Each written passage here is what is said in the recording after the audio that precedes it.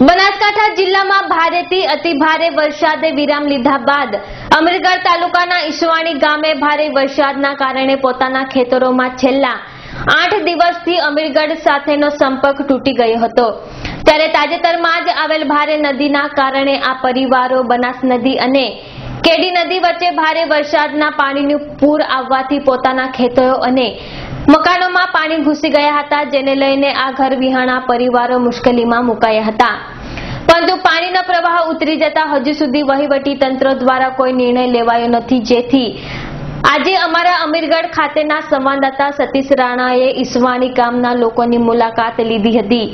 જો કે અમીરગઢથી ઈસવાણી અને સોનાવણી ગામે જતા માર્ગો પણ આ કેડી નદીના પ્રવાહથી તૂટી જતા ઈસવાણી ગામના લોકોનો અમીરગઢ સાથેનો સંપર્ક છેલ્લા કેટલાય સમયથી તૂટી ગયો છે।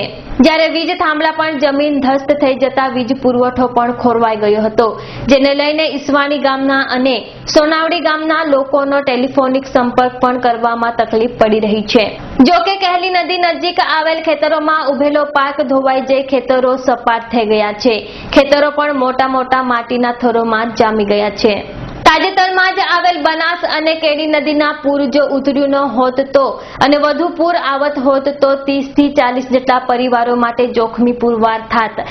આમાં પરિવારો સરકાર જોડે મદદની માંગ કરી રહ્યા છે અને તંત્ર દ્વારા આ પરિવારો સહિત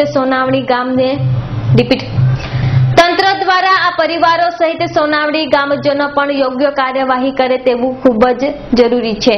અમાર સમયસર સાહેબ એવો હે કે ગલડી બનાસ એક થઈ ગઈ તો અમે વસના ટેબત રોકાઈ ગયો તો પાણી કેટલું એકદમ હરખું થઈ ગયું બે સાઈડથી કુવા બુરાઈ ગયા, જમીન જાતી રહી, વાવેતર જાતું રહ્યું, ઢોર ઢોકર માણસો જાતો રહ્યો, તરા કરે માણસો નઠે જીવતો રહ્યો હે। બરોબર, આ અમારી તરા હે। કોઈ સરકારી કર્મચારી આયા કે કેમ હજુ સુધી નહીં આયા?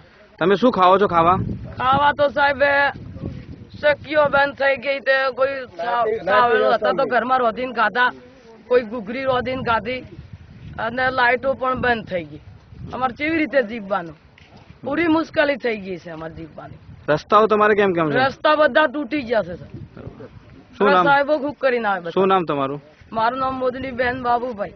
અરે સાહેબ, સમસ્યાનો કોઈ બાકી નથી। રાજસ્થાનમાં ભારે વરસાદ પડતો બનાસ ને જે કલડી નદી એ બંને જે વચમાં જે જમીન અમારું તળ હતું એ બંને ભેગા થતો આખું તણી જો ઢોરને નુકસાન થયું છે, પાકને નુકસાન થયું છે। હાલ જે વસ્તી આ રહેઠાણ કરે છે એમાં સાહેબ એમાં ખાવા પીવામાં એમને કઈ નથી અને કોઈ તંત્રને એવું નથી કર્યું કે અઠવાડિયે 10 દિવસ તમે ફસાલા બેઠા, પણ કોઈને એવું નથી કીધું કે સાહેબ તમે તમારે શું હાલત છે, એવું કોઈને પૂછ્યું જ નથી। હજી કોઈ સુધી કોઈ આવ્યું જ નથી અહીંયા।